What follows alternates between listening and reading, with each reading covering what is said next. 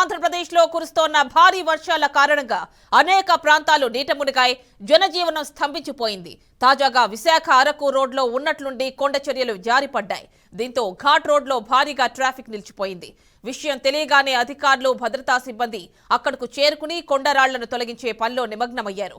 అలాగే traffic clear చేయడంపై కూడా దృష్టి పెట్టినట్లు అధికారులు వెల్లడించారు. ఇదిలా ఉంటే 4 రోజులుగా భారీ వర్షం పడుతుండటంతో అరకు ఘాట్ రోడ్ అస్తవ్యస్తంగా మారింది.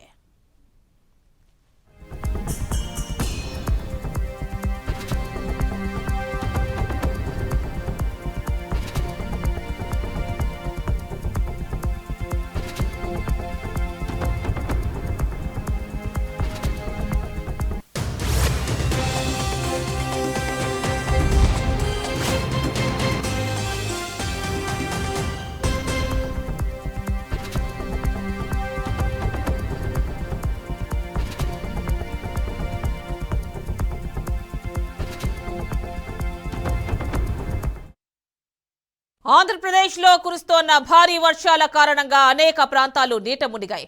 జనజీవనం స్తంభించింది. తాజాగా విశాఖ అరకు రోడ్లో ఉన్నట్టుండి కొండ చర్యలు జారిపడ్డాయి. దీంతో ఘాట్ రోడ్లో భారీగా ట్రాఫిక్ నిలిచిపోయింది. విషయం తెలియగానే అధికారులు, భద్రతా సిబ్బంది అక్కడకు చేరుకుని కొండరాళ్లను తొలగించే పనిలో నిమగ్నమయ్యారు.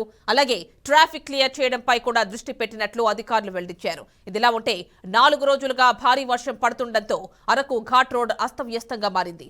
పూర్తి డీటెయిల్స్ విశాఖ నుంచి మా కరెస్పాండెంట్ బాలు అందిస్తారు.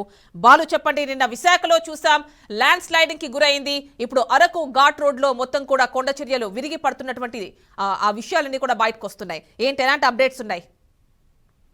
గుడ్ మార్నింగ్ యామ్ని. గత 3-4 రోజులుగా కూడా విశాఖలో కురుస్తున్నటువంటి భారీ వర్షాలకు ఇటు అరకులోయ ప్రాంతం, అదేవిధంగా చింతపల్లి ప్రాంతాల్లోని కొండ చర్యలు విరిగి ఘాట్ రోడ్డు పైన పడడంతో ట్రాఫిక్ కి తీవ్ర అంతరాయం ఏర్పడింది. మరోవైపు వాగులు, వంకలు పొంగి పొరలుతుండటంతో ఇటు మొత్తం ట్రాఫిక్ కూడా ఇటు రాకపోకలకు కూడా తీవ్ర అంతరాయం కలగడం, అంతేకాకుండా కొండ చర్యలు విరిగిపడడంతో ఒక్కసారిగా ఘాట్ రోడ్ లో ట్రాఫిక్ అంతా నిలిచిపోవడంతో అధికారులు హుటాహుటిన అక్కడికి అధికారులు చేరుకొని స్థానికంగా ఉన్నటువంటి రెవెన్యూ సిబ్బంది, అదేవిధంగా పోలీసులు, ఇతరత్ర సిబ్బంది అందరూ, ప్రభుత్వ సిబ్బంది అందరూ కూడా అక్కడ చేరుకొని కొండరాళ్ళన్నింటినీ కూడా క్రేన్ల ద్వారా పక్కకు తప్పించి మొత్తం రాత్రి నుంచి కూడా ఈ యొక్క పనులు కొనసాగుతున్నాయి.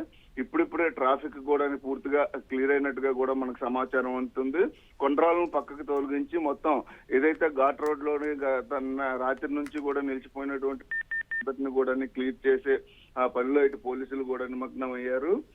ఇటు మరోవైపు చింతపల్లి, పాడేరు ప్రాంతంలో చూసుకున్నట్టయితే చింతపల్లి ఘాట్ రోడ్ లో కూడా మొత్తం ఈ 4 రోజులుగా కురుస్తున్న వర్షాలకు కొండ చర్యలు విరిగిపడడమే కాకుండా కొన్ని వాగులు అయితే మాత్రం పొంగి మొత్తం పొరలుతుండే పరిస్థితి అయితే కూడా కనిపిస్తుంది. అంతేకాకుండా వాగుల పైనుంచి ఏవైతే బ్రిడ్జిలు, కలవట్లు ఉంటాయో వాటి పైనుంచి నీరు ప్రవహిస్తుండటంతో అటు ఆ విధంగా వచ్చే వాహనాల రాకపోకలకు తీవ్ర అంతరాయం ఏర్పడింది.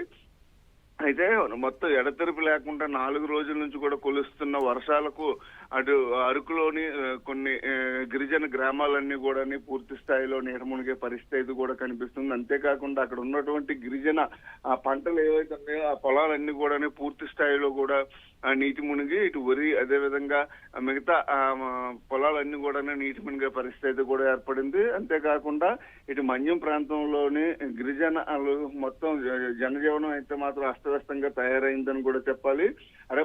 అంతేకాకుండా మరో 2-3 రోజుల పాటు వర్షాలు కురిసే అవకాశం ఉందని ఇటు విశాఖ వాతావరణ శాఖ అధికారులు, అంతేకాకుండా అటు అమరావతి వాతావరణ శాఖ అధికారులు కూడా స్పష్టం చేయడంతో మొత్తం గిరిజనులందరూ కూడా, గిరిజనులే కాదు ఇటు ఉత్తరాంధ్ర మొత్తం కూడా పూర్తి స్థాయిలో కంగారు పడే పరిస్థితి కూడా కనిపిస్తుంది.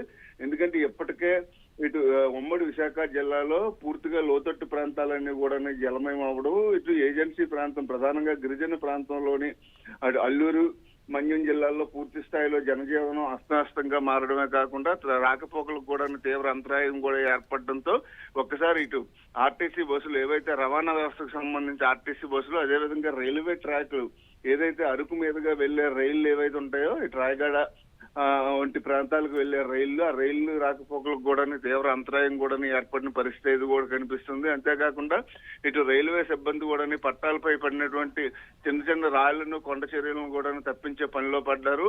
మరోవైపు ఇటు ఘాట్ రోడ్ లోన ఇప్పటికే ఇటు పరిస్థితిని చక్కదిద్ది ట్రాఫిక్ ని క్లియర్ చేసినప్పటికి కూడా ఎప్పుడు ఏ టైం ఎక్కడ ఎటువంటి కొండ చర్యలు పడతాయో అంటూ అని మొత్తం పూర్తి స్థాయిలో అప్రమత్తంగా ఉండండి. వీలైన మట్టుగా కూడా ఈ ఏజెన్సీ ప్రాంతంలోని ఎవరైతే ప్రజలు ఈ యొక్క రవాణా జరుగుతుందో దాన్ని కొంత తగ్గించుకుంటే మంచిది, బయటకు రాకుండా ఉంటే మంచిదంటూ కూడా ఇప్పటికే అధికారులందరూ కూడా గిరిజన ప్రాంత వాసులందరికీ కూడా హెచ్చరికలు జారీ చేసిన నేపథ్యంలో కొంతమేర జనజీవనం అయితే మాత్రం స్తంభించిపోయిందని చెప్పాలి. యామిని.